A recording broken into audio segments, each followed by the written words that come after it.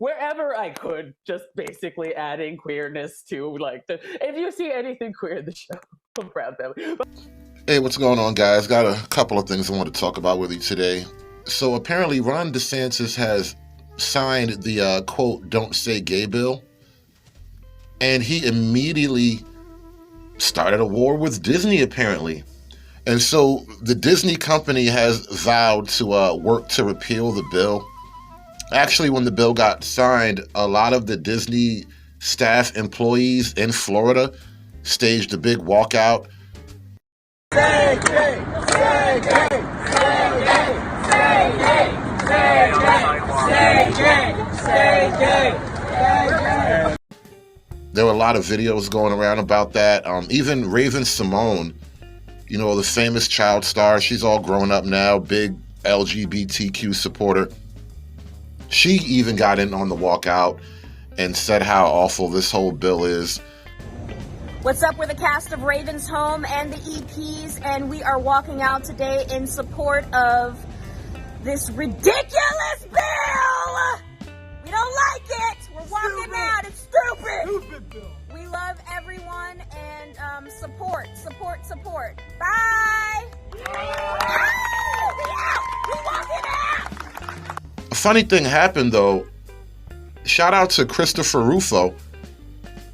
He just released some secret footage from what is apparently some Disney Zoom kind of meetings. And we now have confirmation from Disney executives that yes, there is a gay agenda, and they have been working very hard to add queerness to Walt Disney's products. Let's take a look. Last summer, we removed all of the gendered greetings in relationship to our live spiels. So we no longer say ladies and gentlemen, boys and girls. We've provided training for all of our cast members in relationship to that. So now they know it's hello everyone or hello friends. We are in the process of changing over those recorded messages, and so many of you are probably familiar when we brought the fireworks back to the Magic Kingdom. We no longer say ladies and gentlemen, boys and girls, we say dreamers of all ages. And so I love the fact that it's opened up the creativity, the opportunity for our cast members to look at that. We have our cast members working with merchandise, working with food and beverage, working with all of our guest facing areas where perhaps, you know, we want to create that magical moment with our cast members, with our guests. And we don't want to just assume because someone might be in our interpretation, maybe presenting as female, that they may not want to be called princess. So let's think differently about how do we really engage with our guests in a meaningful and inclusive way that makes it magical and memorable for everyone. Space. Yeah, I've had the privilege of working with the Moon Girl team for the last 2 years, and they've been really open to exploring queer stories. And I'm on the production side. Part of the work that I feel like I can put in is making sure that we take place in modern day New York. So making sure that that's like an accurate reflection of New York. So I put together like a tracker of our background characters to make sure that we have like the full breadth of expression. And we got into a very similar conversation, Carrie, of like, oh, all of our like gender nonconforming characters are in the background. And so it's not just a numbers game of how many LGBTQ plus characters you have. We got the further, the more centered a story is on a character, the more nuanced you get into their story. And especially with like trans characters, you can't see if someone is trans. There's not one way to look trans. And so kind of the only way to have these like canonical trans characters, canonical asexual characters, canonical bisexual characters is to give them stories where they can like be their whole selves. Here is Disney corporate president Carrie Burke. Watch this. I'm here as a mother of two queer children, actually, one transgender child and one pansexual child, and also as a leader. And that was the thing that really got me, because I have heard so much from so many of my colleagues over the course of the last couple of weeks in open forums and through emails and phone conversations. And I feel a responsibility to speak, not just for myself, but for them. To all of us. We had an open forum last week at 20th where, again, the home of really incredible, groundbreaking LGBTQIA stories over the years, where one of our execs stood up and said, you know, we only have a handful of queer leads in our content. And I went, what?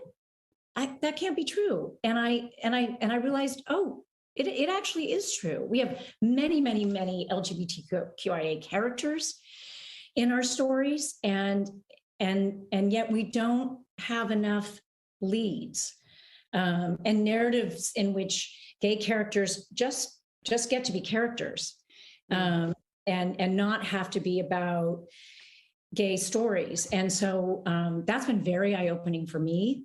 And I can tell you, it's something that I feel perhaps had this moment not happened, I as a leader and me as my colleagues would not have focused on. And going forward, I certainly will be more so. I know that we will be. And I hope this is a moment where, shoot, the 50% of the tears, sorry, are coming. We just don't allow each other to go backwards. Oh, and it doesn't stop there. As it turns out, there are even a bunch of Black women who want to add a little queerness to everything everywhere they go.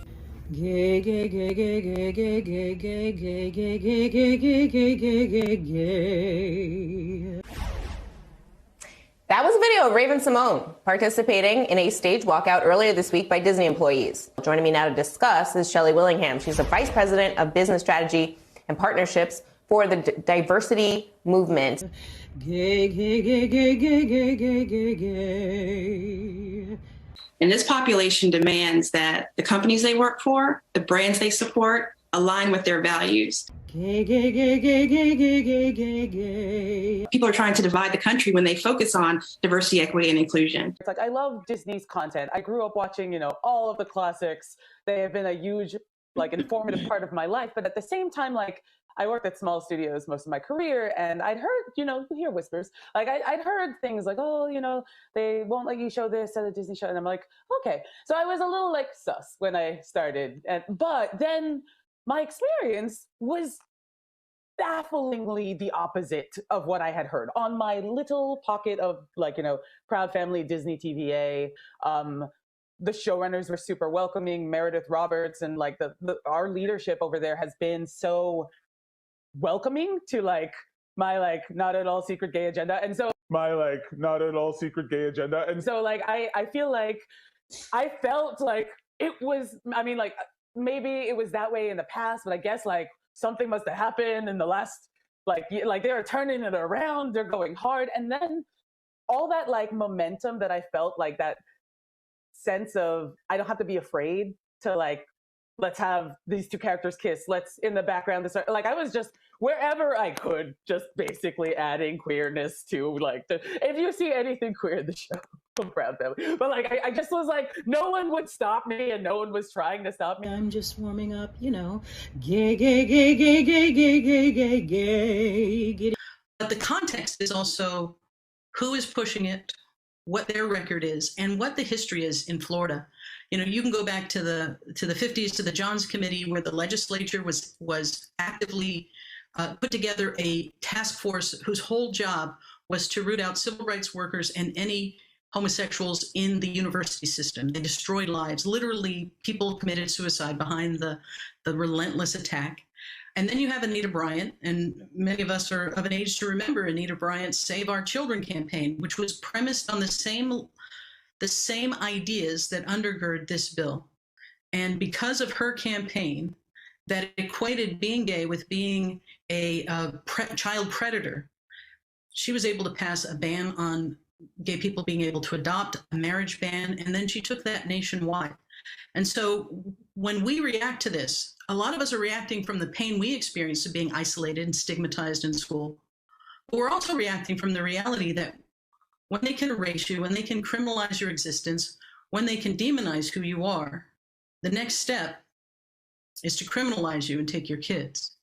And we're already seeing that in Texas. So the slippery slope between these ugly messages, emanating from legislative leaders in our state, and then amplified by our governor, whose spokesperson immediately began calling everyone who opposed this bill groomers, AKA pedophiles. Gay, gay, gay, gay, gay, gay, gay, gay, gay, gay. They do not run this state. They do not control this state.